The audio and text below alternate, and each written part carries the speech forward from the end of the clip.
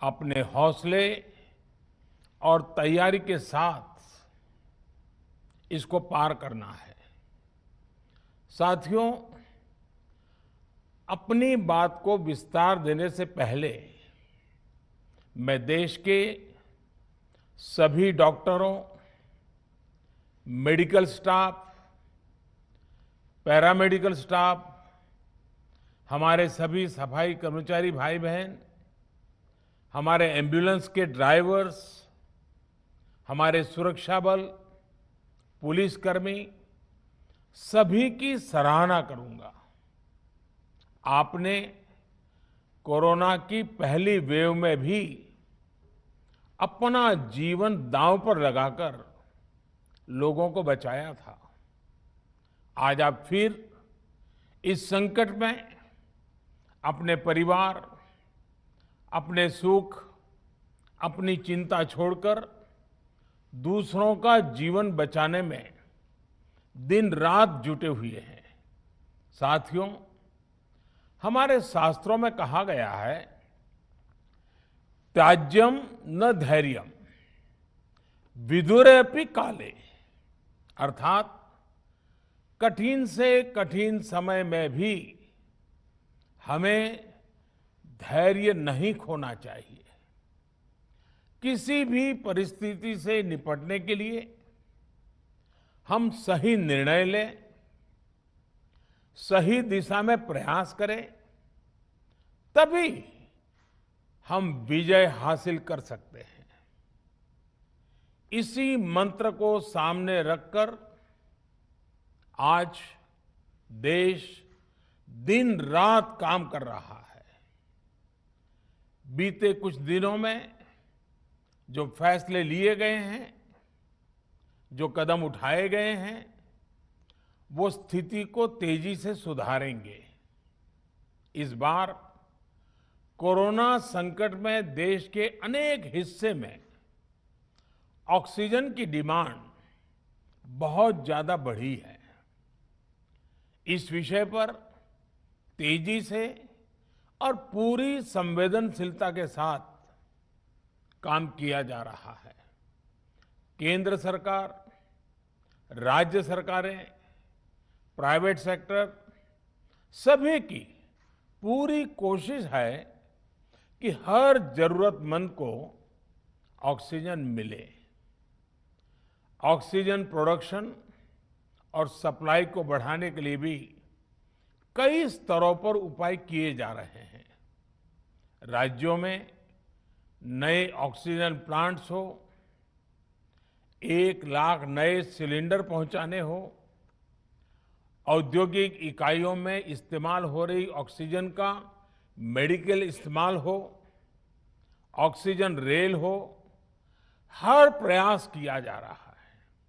साथियों, इस बार जैसे ही कोरोना के केस बढ़े, देश के फार्मा सेक्टर ने दवाइयों का उत्पादन और बढ़ा दिया है। आज जनवरी-फरवरी की तुलना में देश में कई गुना ज्यादा दवाइयों का प्रोडक्शन हो रहा है। इसे अभी और तेज किया जा रहा है। कल भी मेरी देश की फार्मा इंडस्ट्री के बड़े जो प्रमुख लोग हैं, उसके जो एक्सपर्ट लोग हैं, उनसे बहुत लंबी चर्चा हुई है। प्रोडक्शन बढ़ाने के लिए हर तरीके से दवाई कंपनियां की मदद ली जा रही है। हम सौभाग्यशाली हैं कि हमारे देश के पास इतना बड़ा मजबूत फार्मा सेक्टर है, जो बहुत अच्छी और तेजी से दवाइयां बनाता है। इसके साथ ही अस्पतालों में बेड की संख्या को बढ़ाने का भी काम तेजी से चल रहा है। कुछ शहरों में ज्यादा डिमांड को देखते हुए विशेष और विशाल कोविड हॉस्पिटल बनाए जा रहे हैं। साथियों, पिछले वर्ष जब देश ने कोरोना के कुछ ही मरीज सामने आए थे, उसी समय भारत में कोरोना वायरस के खिलाफ प्रभावी वैक्सीन के लिए काम शुरू कर दिया था। हमारे वैज्ञानिकों ने दिन रात एक करके बहुत कम समय में देशवासियों के लिए वैक्सीन विकसित की है। आज दुनिया की सबसे सस्ती वैक्सीन भारत में है। भारत की कोल्ड चेन व्यवस्था के अनुकूल वैक्सीन हमारे पास है।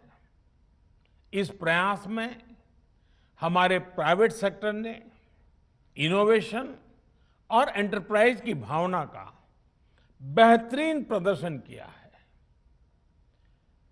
वैक्सीन्स की अप्रूवल्स और रेगुलेटरी प्रोसेसेस को फास्ट ट्रैक पर रखने के साथ ही सभी साइंटिफिक और रेगुलेटरी मदद को बढ़ाया गया है। यह एक टीम एफर्ट है जिसके कारण हमारा Bharat 2 made in India vaccine के साथ दुनिया का सबसे बड़ा टीकाकरण अभियान शुरू कर पाया। टीकाकरण के पहले चरण से ही गति के साथ ही इस बात पर जोर दिया गया कि ज्यादा से ज्यादा क्षेत्रों तक, जरूरतमंद लोगों तक वैक्सीन पहुंचे। दुनिया में सबसे तेजी से भारत में पहले 10 करोड़, फिर 11 करोड़ और अब 12 करोड़ वैक्सीन डोज दिए गए हैं। है कि हमारे health care workers, frontline corona warriors और सीनियर सिटीजन्स के एक बड़े हिस्से को वैक्सीन का लाभ मिल चुका है। साथियों, कल ही वैक्सीन को लेकर हुए एक और अहम फैसला भी हमने किया है। 1 मई के बाद से 18 वर्ष की ऊपर के किसी भी व्यक्ति को वैक्सीनेट किया जा सकेगा। अब भारत में जो वैक्सीन बनेगी उसका आधा हिस्सा सीधे राज्यों और अस्पतालों को भी मिलेगा। इस बीच गरीबों, बुजुर्गों, निम्न मध्यम वर्ग के लोग, 45 वर्ष की आयु के ऊपर के व्यक्तियों के लिए केंद्र सरकार का जो वैक्सीन कार्यक्रम चल रहा है वो भी उतनी ही तेजी से जारी रहेगा। पहले की तरह ही सरकारी अस्पतालों में मुफ्त वैक्सीन मिलती रहेगी, जिसका फायदा, जैसा मैंने कहा, हमारे गरीब परिवार हो, हमारे मध्यम वर्ग, निम्न मध्यम वर्ग के परिवार हो, वो उनका लाभ उठा सकेंगे। साथियों, हम सभी का प्रयास जीवन बचाने के लिए है, और जीवन बचाने के लिए तो है ही, प्रयास से भी ये है कि आर्थिक गतिविधियां और आजीविका कम से कम प्रभावित हो। प्रयास का तरीका यही रखा जाए।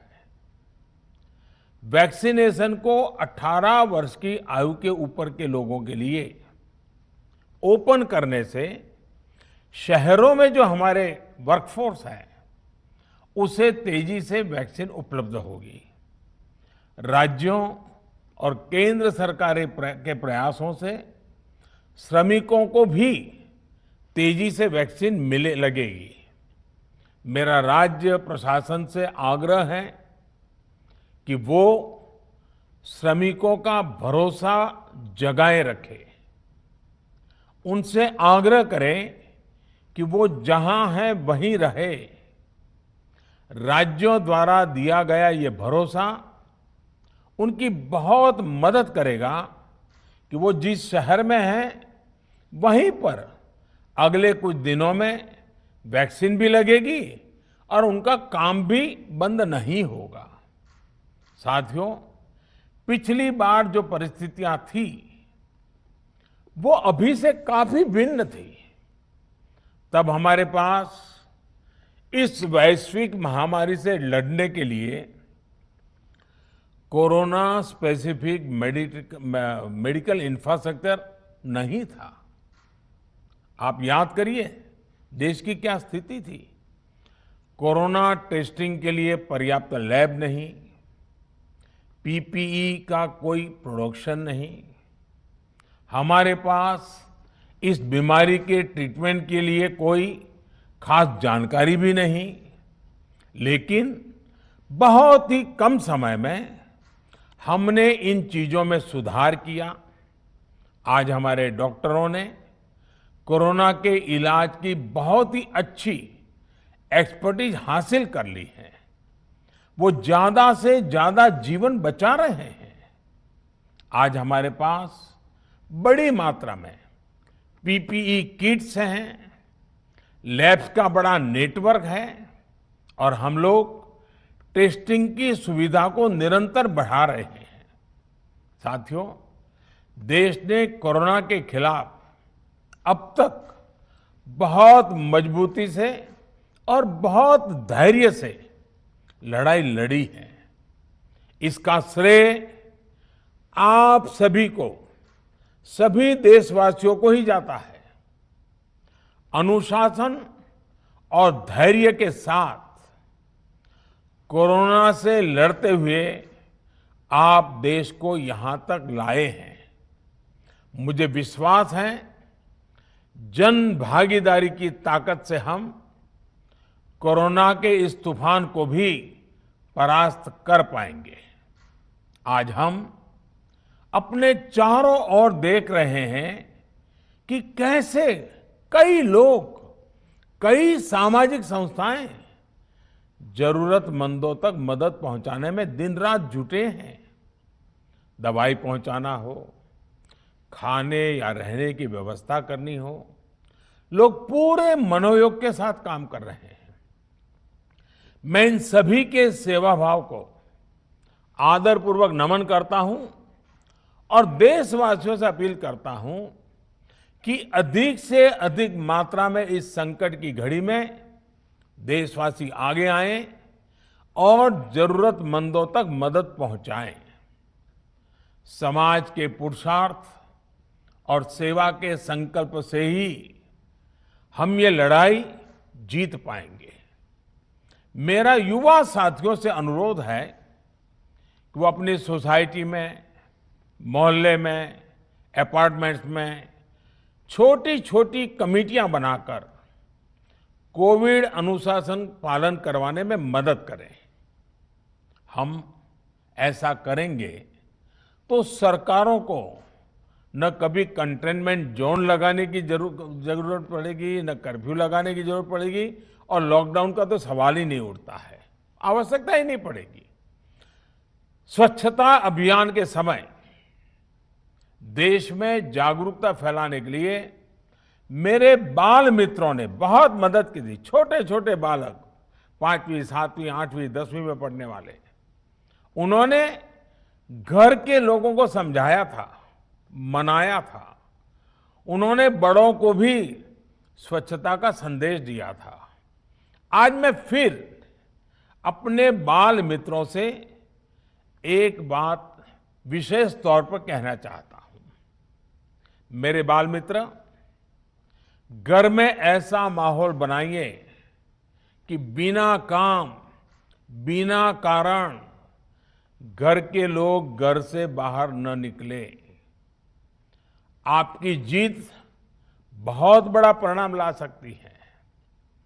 प्रचार माध्यमों से भी मेरी प्रार्थना है कि ऐसे संकट की घड़ी में वो लोगों को सतर्क और जागरूक करने के लिए जो प्रयास कर रहे हैं उसे और बढ़ाएं। इसके साथ ही इसके लिए भी काम करें कि डर का माहौल कम हो सके, लोग अफवाह और भ्रम में न आए। साथियों, आज की स्थिति में हमें देश को लॉकडाउन से बचाना है। मैं राज्यों से भी अनुरोध करूंगा कि वो लॉकडाउन को अंतिम विकल्प के रूप में ही इस्तेमाल करें। लॉकडाउन से बचने की भरपूर कोशिश करनी है और माइक्रो कंटेनमेंट जोन पर ही ध्यान केंद्रित करना है। हम अपनी अर्थव्यवस्था की सेहत भी सुधारेंगे और देशवासियों की सेहत का भी ध्यान रखेंगे। साथियों, आज नवरात्रि का आखिरी दिन है। कल रामनवमी है और मर्यादा पुरुषोत्तम श्री राम का हम सभी को यही संदेश है कि हम मर्यादाओं का पालन करें। कोरोना के इस संकट काल में कोरोना के बचने के जो भी उपाय है, कृपया करके उनका पालन 100% करिए। दवाई भी कड़ाई भी, इस मंत्र को कभी भी भूलना नहीं है। ये मंत्र जरूरी है, वैक्सीन के बाद भी जरूरी है। रमजान के पवित्र महीने का भी आज 7वां दिन है। रमजान हमें धैर्य, आत्मसंयम और अनुशासन की सीख देता है। कोरोना के खिलाफ जंग जीतने के लिए अनुशासन भी, उसकी भी उतनी ही जरूरत है। जब जरूरी हो तभी बाहर निकले, पूरा पालन करें। मेरा आप सभी से यही आग्रह है। मैं आपको फिर ये भरोसा देता हूं, आपके इस साहस, धैर्य और अनुशासन के साथ जुड़कर आज जो परिस्थितियां हैं, उन्हें बदलने में देश कोई कसर नहीं छोड़ेगा।